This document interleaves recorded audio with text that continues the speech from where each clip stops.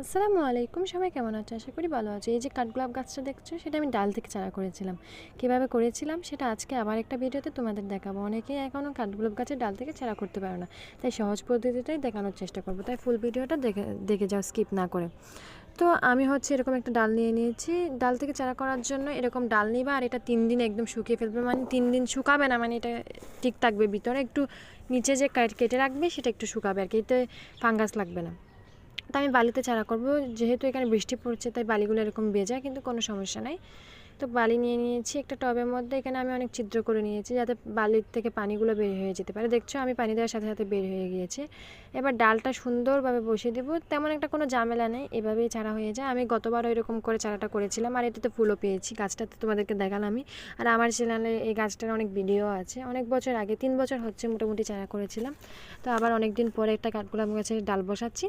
অবশ্যই রেজাল্টটা দেখাবো, তাই চ্যানেলটা সাবস্ক্রাইব করে রাখো যাতে খুব তাড়াতাড়ি আপডেটটা পেয়ে যাও। তারপর আমি আরও পানি দিয়ে এক পাশে রেখে দেবো ছায়াযুক্ত স্থানে। আজকের জন্য এতটুকু, বাই।